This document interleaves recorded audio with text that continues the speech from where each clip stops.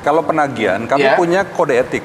Pedoman kami itu, di pedoman perilaku kami, itu seorang tidak boleh satu menyalahgunakan data personal. Itu dilarang. Kalau ada, itu ada sanksinya, kita berlipat-lipat, ada empat lapis. Sanksi oleh siapa? Sanksi ada dua, Bang Otman. Jadi satu sanksi dari asosiasi, administratif dari asosiasi.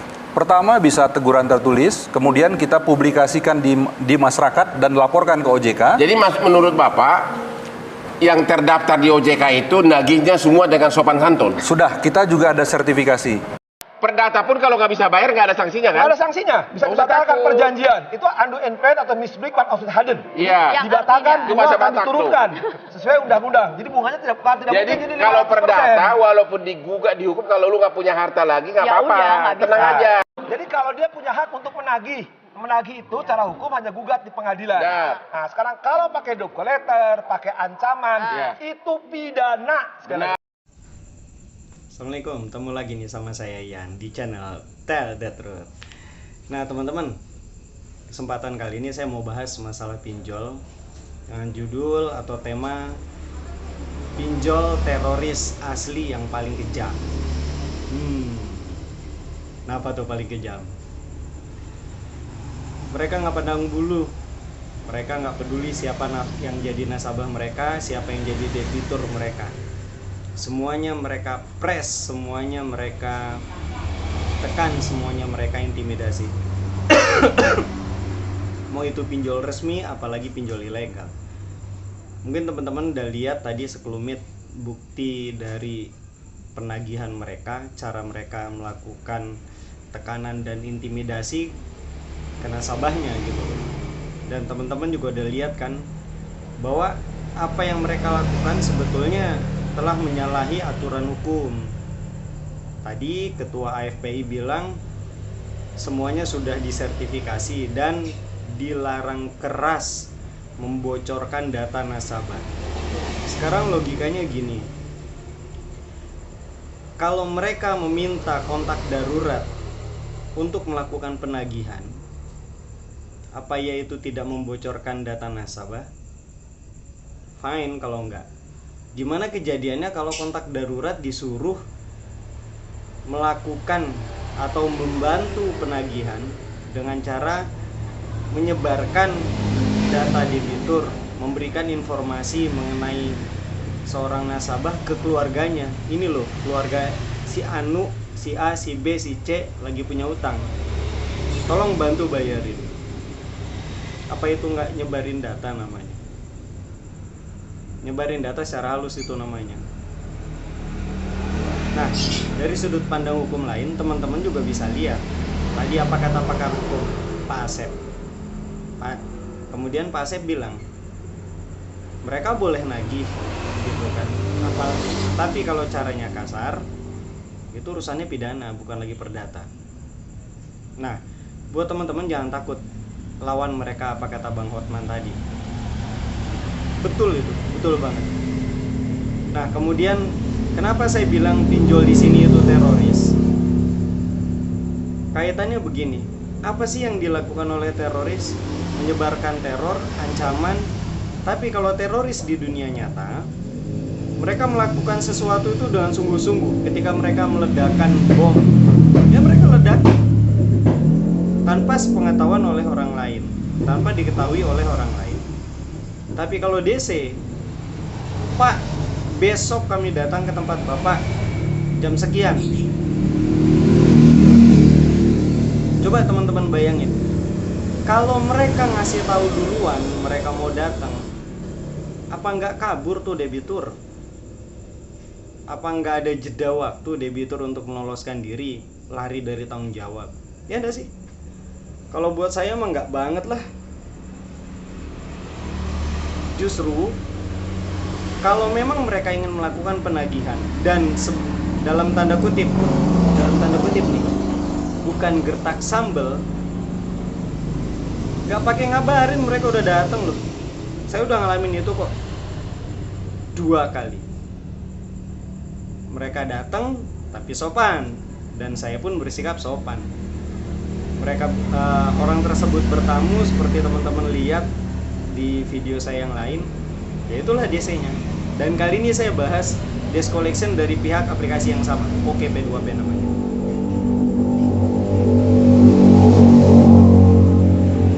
Desk collection OKP2P mengirimkan pesan ke saya, ke kontak darurat yang saya daftarkan, agar kontak darurat saya itu menghubungi keluarga saya yang lain dan menyampaikan bahwa saya sudah atau sedang punya tagihan dan harus segera dilunasi. Padahal jelas-jelas sudah beberapa kali saya sampaikan kondisi saya sedang sulit, saya ingin mengajukan restrukturisasi, tapi nggak ada titik temunya. Kenapa? Gitu kan?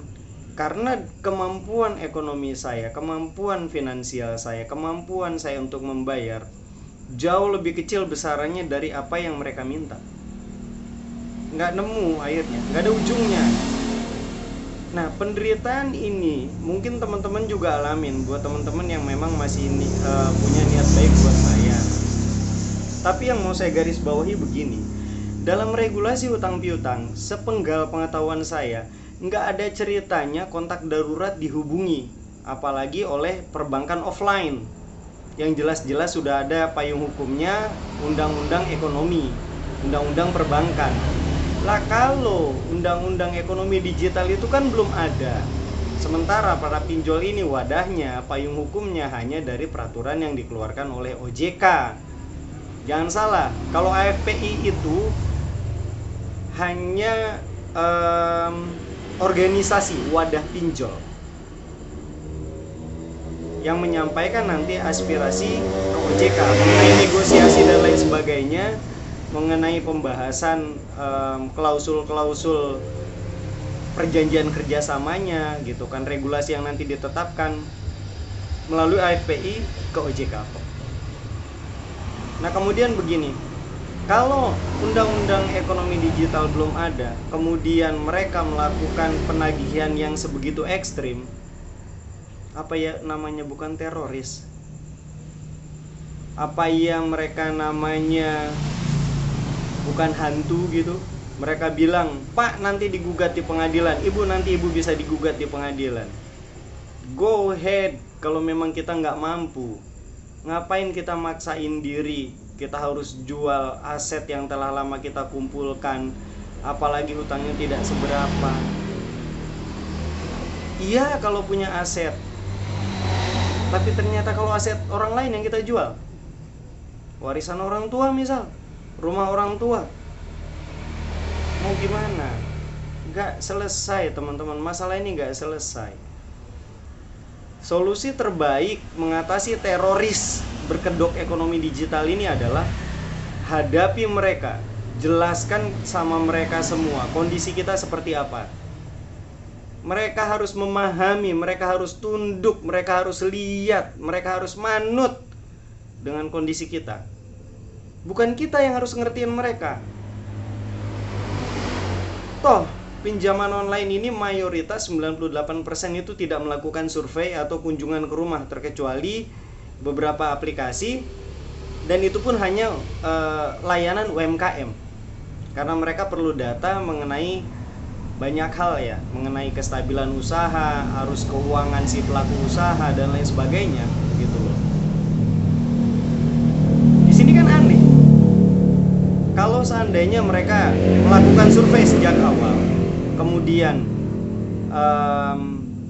si debitur mengajukan permohonan restrukturisasi dan ditolak, kenapa sih nggak diverifikasi ulang gitu? Kenapa tidak dijadwalkan ulang pembayarannya? Ironis, sementara OJK mengeluarkan peraturan begitu. Kalau yang nggak mampu, silakan ajukan restrukturisasi dan diperpanjang sampai 2022. Jadi nggak ada lagi ceritanya kalau pinjol yang ngegertak, ada DC pinjol yang nge-move, ya ada DC pinjol yang nge-push kalian. Oh udah berakhir Pak, berlaku sampai 20 Maret tahun 2021. Keliru, itu sudah direvisi dan diperpanjang sampai dengan tahun 2022. Nanti linknya saya kasih tahu. Ayo kita semua gunakan akal sehat kita teman-teman. Kita selamatkan diri kita selamatkan keluarga kita selamatkan ketenangan pikiran kita selamatkan hati nurani kita, itu yang paling penting. Jangan mau kita didesain, kita diajari gimana caranya berbuat yang buruk. Kenapa saya bisa bilang begitu? Gimana enggak? Kita lagi nggak mampu, kita disuruh pinjam lagi ke yang lain. Kita lagi nggak mampu, kita disuruh lagi berhutang ke yang lain, ke saudara, bahkan ke aplikasi. Apa enggak kita namanya mau dikubur lebih dalam? Apa enggak namanya kita mau dijerumuskan lebih dalam? Apa enggak namanya mereka membunuh kita pelan-pelan? Itu teroris. Teroris nyata berkedok ekonomi digital. Kita ini belum siap. Dan saya harap teman-teman sadar bahwa melakukan pinjaman di pinjaman online bukanlah jalan terbaik, bukanlah jalan yang bijak. Hidup teman-teman pasti hancur. Ya, kalau teman-teman punya solusi lain untuk mencegah semua hal buruk ini terjadi. Tapi pada umumnya jauh lebih banyak jumlahnya orang yang kondisinya menjadi semakin terpuruk, menjadi semakin hancur kehidupannya, bahkan moralnya. Kenapa saya bisa bilang moral? Kebanyakan orang akan punya yang namanya sikap balas dendam, ingin mengambil apa yang mereka berikan, apa yang telah mereka bayarkan ke pinjol itu. Karena bunganya benar-benar luar biasa, mencekik. They will kill you slowly. Come on, wake up, bangun. Bangkit teman-teman, bangkit.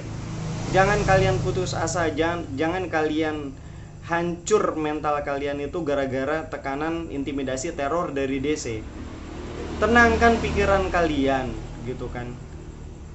Kemudian banyak kalian mencari literatur, banyak kalian baca mengenai ilmu baru. Itu solusi yang terbaik. Kemudian untuk mengatasi masalah ini bagaimana? Hadapi mereka, jangan pernah kalian lari, jangan pernah kalian bersembunyi, dan jangan pernah kalian menghancurkan hati nurani kalian hanya karena kalian kesal atas apa yang kalian terima, hanya karena kalian benci, hanya karena kalian merasa jengkel atas perilaku DC yang telah mengintimidasi kalian, yang telah meneror kalian. Jangan. Buktikan kita manusia, buktikan kita punya hati nurani, buktikan kita ingin menyelesaikan semua masalah ini, tapi tetap tanpa melanggar regulasi agama, tanpa melanggar regulasi hukum. Nah, buat teman-teman yang punya permasalahan, buat teman-teman yang ingin tahu dari sudut pandang lain sesama korban pinjol, teman-teman bisa sampaikan di kolom komentar atau bisa menghubungi langsung ke saya lewat WhatsApp. Di lain kesempatan insya Allah saya akan bahas masalah apa yang teman-teman hadapi saat ini gitu loh.